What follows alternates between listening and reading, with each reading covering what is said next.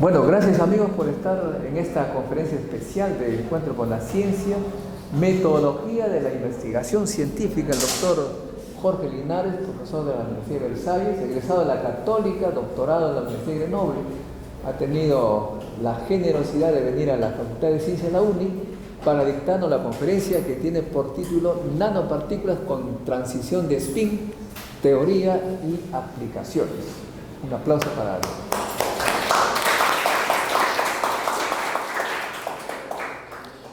Bueno, en este tema hay por lo menos dos palabras claves, que le llaman el keyword: nanopartículas y transición de spin. Voy a explicarles por qué utilizamos el nombre de transición de spin, que en inglés es spin crossover. Ahora, yo empiezo agradeciendo a la gente que ha trabajado conmigo, porque todo el trabajo es resultado de colaboración, ya sea con mis dos estudiantes que están ahora trabajando conmigo. Uno de ellos está haciendo una tesis, está prácticamente terminando, es el que está ya escribiendo la tesis, el que tiene 11 artículos y va a tener probablemente 2 más. Es raro, ¿eh? Es raro en Francia y en cualquier país del mundo que uno termine una tesis con tantas publicaciones, pero él ha trabajado duro. Es un tipo que trabaja de 8 a 8, de lunes a sábado, solamente descansa los domingos, pero y además trabaja con eficacia, trabaja muy bien, prácticamente todas las cosas que le doy, que pienso que debe hacer en 3 días, lo hace en un día, entonces se avanza mucho más. Bueno, y con colegas de la misma universidad y con un colega de Bélgica. Él es un colega director de un laboratorio de química, y entonces con él discutimos mucho sobre este tipo de fenómenos, y sobre todo es la persona que hace los compuestos a transición de spin. Porque como van a ver, son compuestos que solamente nuestros amigos químicos pueden hacerlo. Nosotros no hacemos compuestos, no sintetizamos compuestos. Hay físicos que hacen sus mismos compuestos, ¿no? Aquellos que trabajan en semiconductores, por ejemplo, ellos mismos hacen los semiconductores de silicio, de germanio y tanto. Pero en nuestro caso no es así. Bueno, y ahora le voy a presentar este tipo de partículas, de compuestos que le llamamos compuestos a transición de spin. Estos compuestos a transición de spin o spin crossover están caracterizados por presentar dos fases que son totalmente, desde el punto de vista de física, diferentes. Una fase, vamos a llamarla la fase A, y otra la fase B. Esa fase A tiene propiedades magnéticas que lo hacen de un diamagnético, y en la fase B es paramagnético. En la fase A tiene propiedades ópticas tales que al ojo se ve que es un color rosado, a veces rojo, a veces violeta, depende del tipo de compuestos, pero los compuestos tienen un color alrededor del rosado cuando está en la fase A, y cuando está en la fase B es transparente o blanco. Significa que solamente viendo el compuesto saben en qué estado está, si está en estado 1 o en estado A o en el estado B. Estos compuestos, acá les muestro un ejemplo típico de esos compuestos, ¿no? Y estos compuestos están hechos entonces por químicos, pero van a ver cómo nosotros de física extraemos cosas que nos interesan para poder explicar el fenómeno. O sea, acá en medio hay un centro metálico. Ese centro metálico es un fierro, que tiene fierro 2. Significa que le están quedando solamente 6 electrones en la capa 3D. Y después estos son nitrógenos, luego carbono, puentes de hidrógeno. Se le llama de acá un bistriazol, de acá es bistriazol. Pero después de este bistriazol, al otro lado, sigue otra vez esto. Acá sigue otra vez esto. O sea, tiene 4 ramificaciones. ¿De acuerdo? O sea, así forma casi una cosa, un plano, donde ahí están los centros metálicos. Y quedan estos que van a servir casi como puente entre los planos. Ahora, estos compuestos le vamos a llamar compuestos bidimensionales. ¿Por qué? Porque la interacción entre las moléculas y entre los centros metálicos al nivel del plano son mucho más fuertes que entre los planos. ¿De acuerdo? Entonces es un compuesto típico, dos dimensiones. La interacción de un plano con el otro plano es menor de 10% que la interacción entre las moléculas que están en el mismo plano. Entonces lo consideramos como dos dimensiones. La distancia, y esa es más una cosa importante, entre el centro metálico y el fierro, el centro metálico y el fierro es más o menos 2 Armstrong. Pero vamos a ver de que en una fase es 2,1 y en otra fase de repente es 2,3, o sea, tiene casi 2% de aumento, que es bastante, Por eso las propiedades cristalográficas son también diferentes. Y eso hace que las vibraciones, los modos de vibración van a ser diferentes. Entonces la entropía va a ser diferente. El paso de uno al otro hace un cambio de entropía. Después, a ver, vemos acá estos compuestos, cómo se comportan en función de la temperatura, cuál es el comportamiento térmico. Ven, acá está, este es a bajas temperaturas, se encuentra en el estado A, significa que es rosado. Y cuando aumentamos la temperatura, se va a ir al estado B, que vamos a decir que es blanco. Va a cambiar, ¿de acuerdo? Entonces, a ver si puedo y logro. Ahí, sí, ahí ven, eso es en función de la temperatura, va de bajo spin a alto spin. Ahora, estos compuestos, tal como lo hemos propuesto hace tiempo, en 2012, pueden ser utilizados como sensores, sensores de temperatura o de presión, porque en función de la intensidad que tiene acá, porque al pasar de aquí a acá, entonces puede ser una cierta cantidad de moléculas que pasan y no otras, y entonces el color va a estar entre este color rosado y el color blanco. Y si se calibra bien la intensidad reflejada, entonces uno puede, si sabe cuál es la intensidad reflejada, puede conocer la temperatura.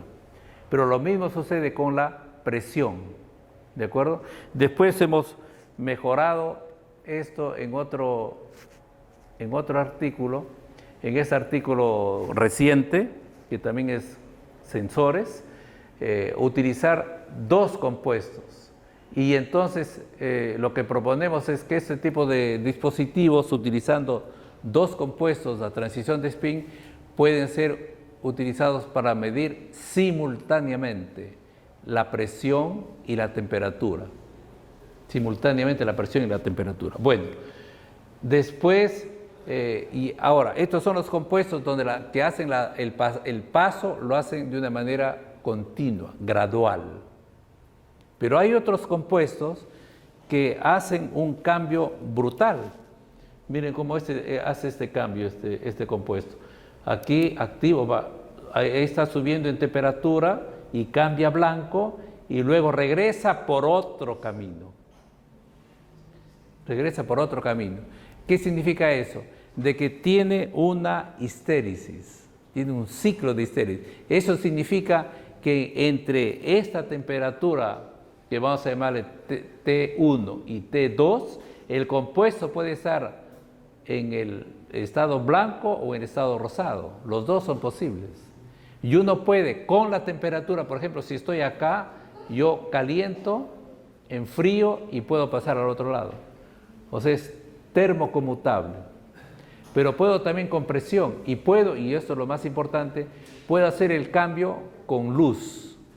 ¿De acuerdo? Si se envía luz verde cuando está acá, si se envía luz verde se pasa a este lado. Si cuando está arriba le pongo luz roja, se pasa a este lado. O sea, es fotoconmutable. Puedo pasar con la luz, puedo pasar con la temperatura y también con la presión. de un estado a otro estado. ¿Y eso para qué va a servir? Eso va a servir, si ven que esto lo hemos puesto también en otro artículo de sensores, para poder medir presión. Y presión es, de una manera general, saben que la presión es la fuerza por unidad de superficie. Entonces, cuando un objeto cae sobre algo y este es el objetivo, porque acá hemos trabajado con estas dos personas que trabajan en los aviones, en las alas de aviones. Entonces, las nuevas alas de aviones están hechos de materiales ya no metálicos. Entonces, cuando hay un impacto que cae, antes con una visión ocular se podía ver si ha habido algún defecto en la ala. Ahora no, ahora están hechos con materiales tales que estos se recuperan y no se puede ver si ha habido ese problema de un martillo o algo que ha caído. Y entonces lo que se propone es en las áreas donde es susceptible de que pueda caer un objeto, poner esos materiales. Entonces, si está en el estado blanco, si hay una presión lo va a volver al estado rojo, pero y va a quedarse en el estado rojo. O sea, va a quedar la marca de que ahí, en ese lugar, ha habido un impacto, ¿de acuerdo? Y se puede calcular inclusive la densidad de impacto, porque en función de la densidad de impacto, puede ocasionar problemas mecánicos de la ala, ¿de acuerdo? Puede despegarse capas en la ala. Y por eso es que esta gente del ONERA están interesados. Bueno, ahí ven una aplicación, la aplicación de poder detectar. O sea, acá les muestro yo aplicaciones que nosotros hemos propuesto en artículos, ¿no? Uno es para medidas de presión y temperatura simultáneamente y otro para medidas de impacto. Ahora, estas aplicaciones han hecho que un colega haya formado su empresa, ¿no? Esta empresa que ustedes pueden notar, Olicrom, es una empresa que uno de los colegas de nuestro grupo de trabajo, porque eso es importante también ver, de que en Francia, por ejemplo, ese tema, hay varios laboratorios que trabajan. Nosotros en Versalles, colegas químicos de d'Orsay, colegas de Rennes, colegas de Bordeaux, colegas de Toulouse, colegas de Nancy, o sea, todos estos colegas trabajamos en el mismo tema y formamos lo que se llama un grupo de investigación, un GDR, y entonces presentamos al equivalente de Concitec, al CNRS, para que nos financie nuestras reuniones o que financie estadías de un estudiante. Por ejemplo, mi estudiante va a Nancy porque ahí son especialistas del estudio de cristalografía. Entonces se va ahí una semana financiado por el equivalente de Concitec, el CNRS, porque hemos formado un grupo de investigación. O sea, a este grupo de investigación le dan por 4 años una cierta cantidad de dinero al año que permite hacer reuniones y entonces nos contamos entre nosotros lo que hemos hecho, qué cosas estamos haciendo, y ahí se forman las colaboraciones. Si ven mis publicaciones, yo nunca estoy solo, siempre estoy con otra gente, porque es producto de colaboraciones que siempre existen, ¿no? Y entonces uno de ellos, el de Bordeaux, ha formado su empresa, pero nadie va a estar celoso, ¿no? Bueno, formó su empresa, ya tiene 10 gente que trabaja. Y hay una cosa importante, porque la universidad, cuando alguien tiene un proyecto de formar una empresa, la universidad le da durante 2 años su sueldo y no trabaja nada, y él se dedica exclusivamente a formar su empresa. ¿Por ley? Por ley está autorizado, pero no está obligado la universidad. O sea, la universidad tiene que decir quién quiere a tanto. Entonces, por ejemplo, en mi universidad, cuando yo era director del departamento de física, que es el equivalente de la facultad de física, tenemos 60 profesores, yo era director ahí. Entonces, hubo un colega que presentó ese proyecto y nosotros lo apoyamos. O sea, concursa, ¿no? Concursa entre ellos, de repente solamente se aprobó a 2 personas. Y La universidad entonces le autoriza a no tener ninguna carga académica, ni corregir examen, nada, como si no trabajara en la universidad, pero sigue su sueldo entero, le va cayendo durante 2 años, y después ya tiene que ser independiente, tiene ya que independizarse, y es lo que ha hecho este colega. Este otro colega que trabaja en el IFI tiene ahora 40 empleados, o sea, su empresa está perfecta. Bueno, entonces, ahora lo que yo quiero contar es esto, por eso vean lo que está poniendo, y si ven la física del problema, está prácticamente, el problema, aquí le voy a presentar un problema y es lo que se presenta al estudiante cuando llega a un laboratorio por un nuevo tema. Le dice, mire, el problema es el siguiente, nuestros colegas de Toulouse han encontrado al final de 2014 un problema. ¿Cuál es el problema? El problema es que hay compuestos que tenían transición de spin. Cuando disminuye el tamaño, ven, también es una representación, que el tamaño de la partícula está representado por el tamaño de la cosa roja. Ven, la cosa roja está disminuyendo. Es para decir que el compuesto está disminuyendo en tamaño. Acá disminuye y la estéresis disminuye. Disminuye y la estéresis desaparece. Esta primera parte es un comportamiento normal, que después le voy a explicar porque ya eso se conoce muy bien. Ahora, si disminuye en tamaño, ahora acá está más o menos en 10 nanómetros por 10 nanómetros. Disminuye en tamaño y está en 5 nanómetros por 5 y aparece la histérisis. ¿Se dan cuenta de este problema o no? ¿Ven el problema acá? Uno empieza con los compuestos, un compuesto tiene cierto tamaño, vamos a decir 10.000 nanómetros, si es cuadrado, 10.000 por 10.000, y tiene histérisis. Disminuyo a 1.000, disminuye la histérisis. Disminuyo acá, digamos que sea 10 por 10, algo así, y la histérisis desaparece. Eso de acá se conoce, después voy a explicarles, pero disminuye y ahora reaparece. ¿Ven ese problema? Reaparece. Uno podría decir, bueno, reaparece. Pero el problema es explicar por qué reaparece, ¿no? Y en transición de fase, para los que hacen física de sólido, le llaman la reentrance, phase transition reentrance, que hay que explicar. Y sería interesante esta reentrance. Lo que es interesante, yo le voy a decir una cosa que lamentablemente por otras razones no funciona. Por otras razones que voy a decirles por qué no funciona. Ustedes saben, y esto lo contaba el año pasado en tu radio de San Borja, contaba que los discos duros están hechos, usted sabe cómo se almacena datos. Se almacena datos y todo, ¿no? En informática está hecho por 0,1. ¿De acuerdo? El 0 y el 1 es el que va a representar la unidad básica, y el octet está hecho por 8 bits, ¿no es cierto? Pero ¿qué cosa es el 0 y el 1? Muchos discos duros están hechos en base a dominios magnéticos. Entonces hay un dominio que está así, es el 0, y el dominio que está acá es el 1. Pero ese dominio tiene un tamaño, físicamente tiene un tamaño. Actualmente están en 80 nanómetros por 80 nanómetros, ¿no? Y por eso que tiene una gran capacidad. Si uno quiere que el mismo disco duro de ese tamaño tenga más capacidad, ese 80 nanómetros tiene que disminuirlo. ¿Están de acuerdo con eso? Porque si disminuye, entonces va a entrar más información.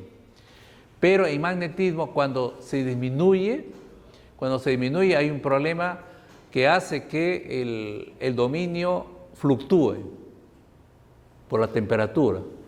Y entonces, como hay menos interacción, porque hay menos partículas, fluctúa y entonces se pierde la información.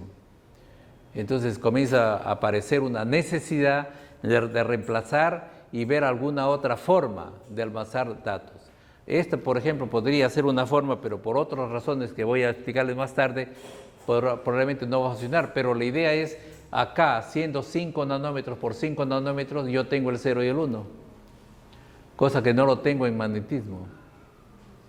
¿Ven? O sea, puedo pasar de 80 a 5 nanómetros. El problema es otro ahora porque hay que poder leer y poder grabar el valor. Y yo le decía hace un momento que se puede hacer con la luz, pero el problema de la luz es que actualmente se hace con luz verde y con luz roja.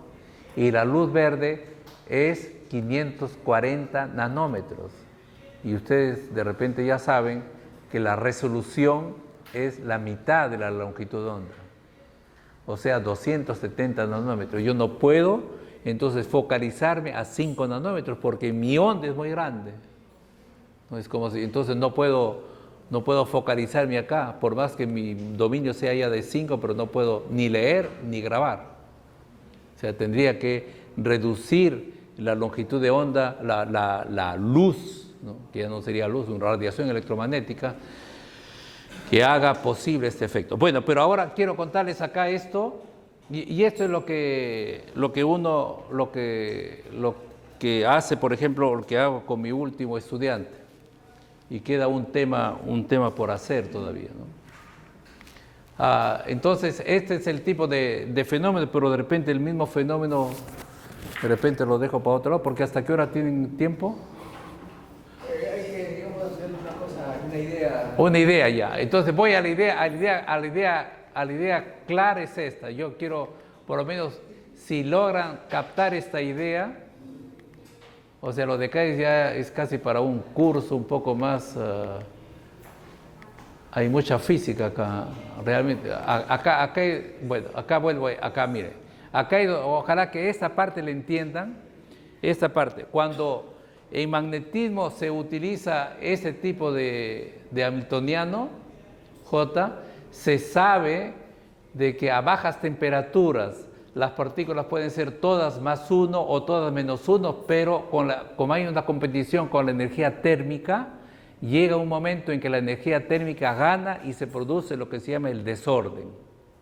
Esta es una fase ordenada, ferromagnética, en el caso del magnetismo, y esta es una fase desordenada, paramagnética. Y hay una temperatura que yo estoy llamando acá temperatura orden-desorden o temperatura de Curie. No sé si han visto esa transición de fase. Ahora, en nuestro caso, nosotros tenemos no solamente esto, sino tenemos algo más que acompaña una especie de campo. Y este campo va a romper la simetría entre el más 1 y el menos 1. Porque este campo, si t es igual a 0, va a ser delta, y este campo va a favorecer el menos 1. Significa que en estos dos casos que tenemos el menos 1 y el más 1, va a aparecer acá la solución. Esto va a ser la solución. Pero miren este campo cómo es. Depende de la temperatura. O sea, va a llegar un momento que este campo es negativo. Y entonces va a favorecer el más 1.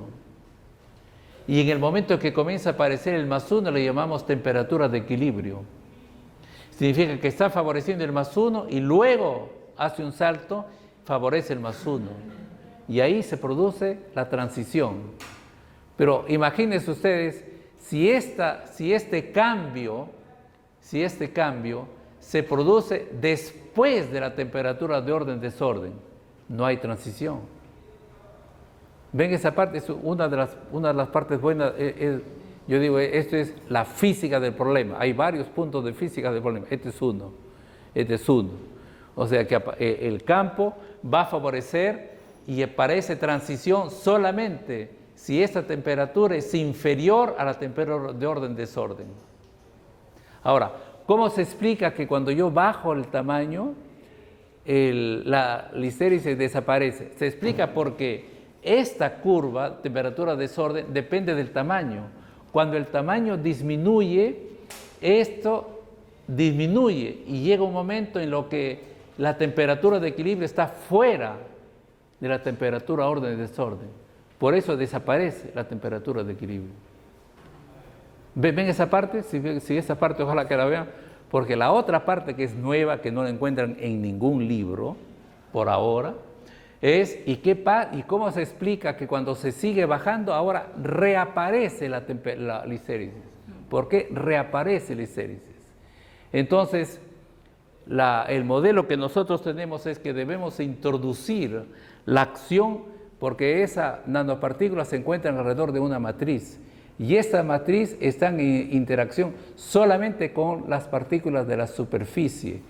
Y en el caso de nanopartículas, las partículas de la superficie comienzan a ser mayoritarias y son ellas las que van a imponer el comportamiento. Y eso lo ponemos acá con L. Dicho sea de paso, L de Linares lo he puesto en mis publicaciones. Bueno, y entonces esto va a hacer de que si estoy acá en temperatura de equilibrio, esta temperatura de equilibrio que depende del delta, pero como el delta viene con delta menos L, esta temperatura de equilibrio, gracias al menos L, va a entrar otra vez. ¿Ven esa parte? Esa es la parte, la nueva, y eso es lo que yo llamo la física, la nueva física que hay en este problema. O sea, primero, temperatura de equilibrio acá, orden, desorden acá, ahí hay estéresis. Y luego, cuando bajo el tamaño, esa temperatura pasa de este costado, ya no hay estéresis. Pero sigo bajando la temperatura, como el número de partículas de superficie es mucho más grande que la del interior, esta temperatura de equilibrio entra acá y otra vez se produce el estéresis. Esto es la novedad. Este es mi modelo, que reaparece y por esto reaparece. Ojalá que hayan entendido un poco, pero para mí es apasionante. Bueno, ese es entonces después ya aparece curvas. Bueno, las curvas que hemos obtenido son estas, ¿no? Que parecen mucho al resultado experimental. O sea, hay estéresis, disminuye, desaparece, aparece, ¿no? Eso es lo que me apasiona en estos últimos meses, a mí y a mi estudiante. Bueno, y eso es lo que yo quería contarles. Entonces, muchas gracias.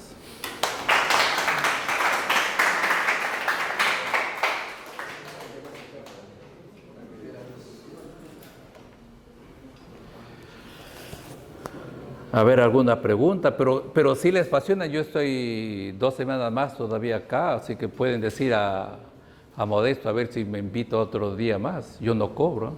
Perfecto. Ok, pregunta de nuevo. A ver, el físico, ¿qué hacen materiales? Exacto.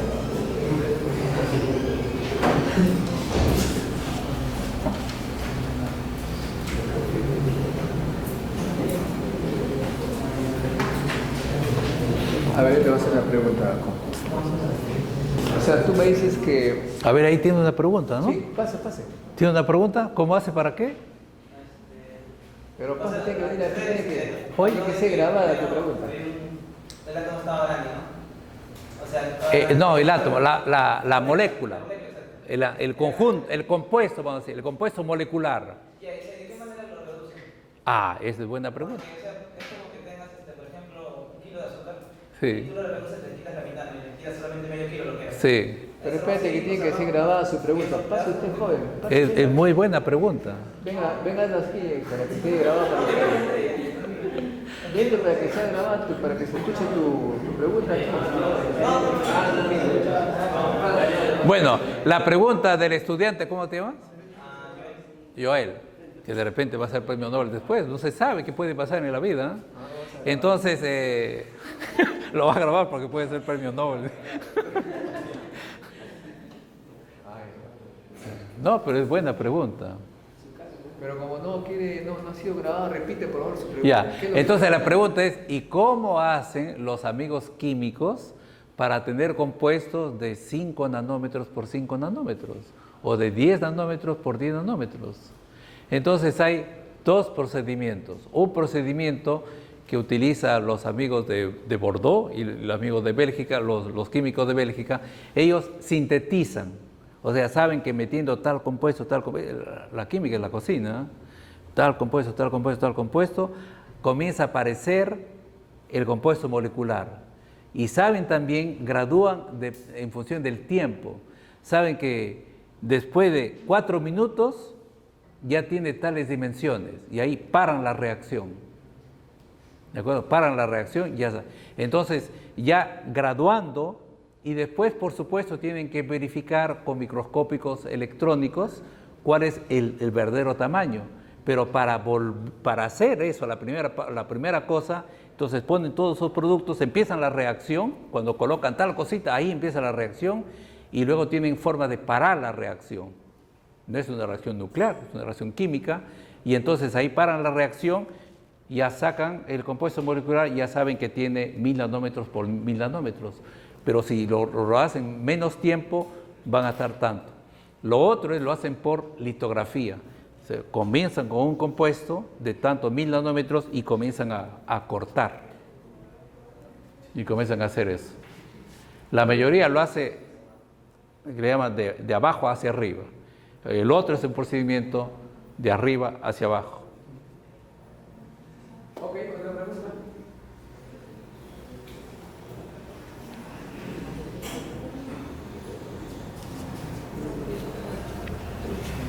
Cuando tú usas estos hamiltonianos, Sí. Esto quiere decir obviamente que tienes tu software, programa de Bastante.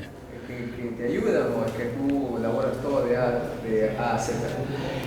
En estas cosas de acá, somos nosotros los que elaboramos de A a Z. Nosotros hacemos nuestros programas y por eso hace un momentito hablé de la técnica de Monte Carlo, pero utilizamos no Metrópolis, sino también Entropic Sampling, que eso lo hemos leído que a alguien lo había hecho para uno solo parámetro. Nosotros lo hemos adaptado con la tesis de un estudiante, que mañana voy a hablar. Con un estudiante adaptamos nuestro algoritmo de Monte Carlo, que permite determinar todas las configuraciones. Claro, lo que está pasando es que como ya el número de partículas disminuye, cuando hacemos, por ejemplo, 4×4, son 16. Si son los estados, son solamente +1 y +1, hay en total 2 a las 16 estados, configuraciones. Y eso uno lo puede hacer prácticamente a la mano, no tanto a la mano, pero un pequeño programa, porque uno hace un array y hace -1, -1, -1, es una configuración, y luego cambia el 1 y +1 es otra configuración, y va cambiando y puede uno elaborar todas las configuraciones. Uno puede hacer hasta 12×12, 144. O sea, 144 centros metálicos, podemos encontrar todas las configuraciones. Más allá de 12×12 ya comienza a ser un problema y utilizamos ese famoso algoritmo de Entropic Sampling que nos permite ir más arriba y poder trabajar con todas las configuraciones y hacer la física estadística. Boltzmann. ¿Otra pregunta? Pase. Tengo una duda. Usted había mencionado No, el procesador. ¿Qué relación había sobre el tema que usted está hablando con el procesador? Usted dijo que si queríamos memoria tenían que reducir el tamaño, y ahí había un problema. No le entendí muy bien esa parte. No, los discos. Sí, la pregunta es: ¿cuál es la relación entre reducir el tamaño? ¿Por qué cuando se reduce? ¿Cuál es el problema? ¿Por qué no se puede seguir reduciendo el tamaño con las técnicas actuales?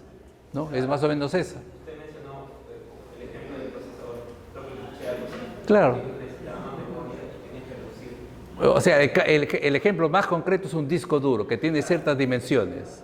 Entonces, eso tiene una capacidad de repente de 100 megas, de 100 gigas, ¿no es cierto? Ahora, ¿qué significa que tiene esa capacidad? Pero la unidad de base tienen unidades actualmente de 80 nanómetros por 80 nanómetros, y ese es el 0,1. Eso está claro, que toda la informática está en base a 0,1. Pero el 0,1 significa que es una cosa física, es un tamaño ahí. Este es el 0,1, y eso mide 80 por 80. Si uno quiere ganar en ese mismo tamaño, ganar más memoria, este 80 tiene que reducirlo, porque así tiene más capacidad.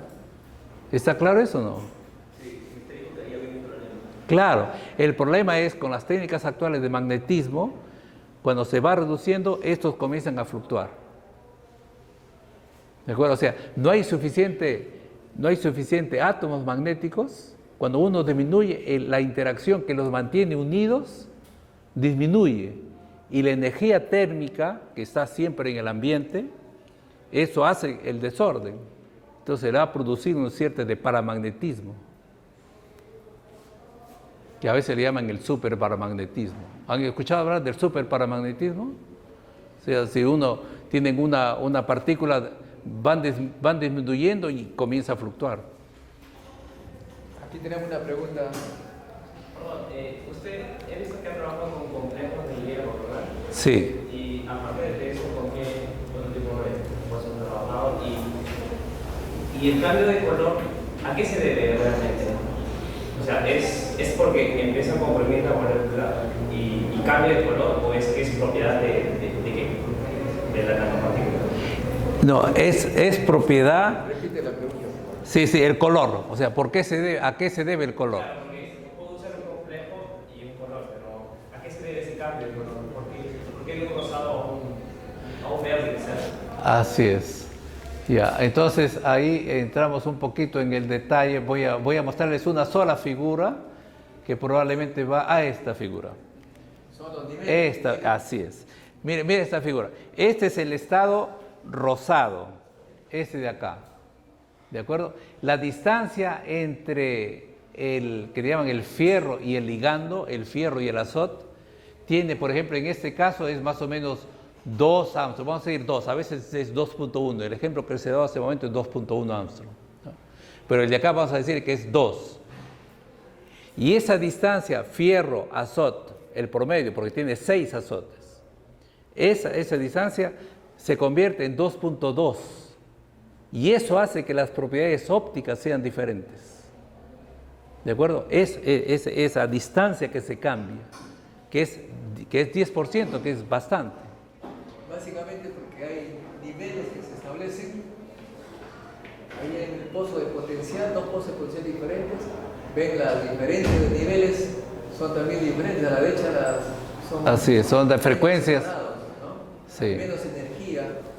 Y que son diferentes. Ven, acá es más chiquito que esto. O sea, eso de ahí representa algo. Es como los átomos que tienen color diferente porque tienen niveles atómicos. Pero esos niveles son osciladores. Son de osciladores, sí. La frecuencia, porque está ligado, ¿eh? O sea, el hecho de estar pegados tiene cierta frecuencia. Acá es mucho más suave, ¿no? Es más rígido. En este caso son más rígidos. El sistema es más rígido, el HNU es más rígido. Es la frecuencia del oscilador, que está alrededor de la posición de equilibrio. Y en el otro tiene otra frecuencia, que es más pequeña. No, fierro y cobalto. Ajá, es la buena. Ahora, fierro, yo les hablé hace un momento de la espectrometría Moss-Bauer, porque fierro es uno de los metales que se puede hacer con espectrometría Moss-Bauer. Para la espectrometría Moss-Bauer se utiliza un fierro 57 y entonces solamente se puede ver fierro al lado. Por sus propiedades magnéticas. Sí. O sea, en Moss-Bauer tiene que tener, si uno analiza fierro, tiene que tener fierro. Si uno tiene cobalto, tiene cobalto. Lo que pasa es que el cobalto no tiene esa capacidad de hacer el efecto Moss-Bauer. Entonces, no es una fuente, ¿no? Tiene que tener una... que emite una radiación que tiene que ser igual a la que la recibe. Así es, sí. Tener el mismo nivel de energía para que oscilando pueda haber... Para que haya resonancia. Muy bien, de nuevo aplausos para el profesor.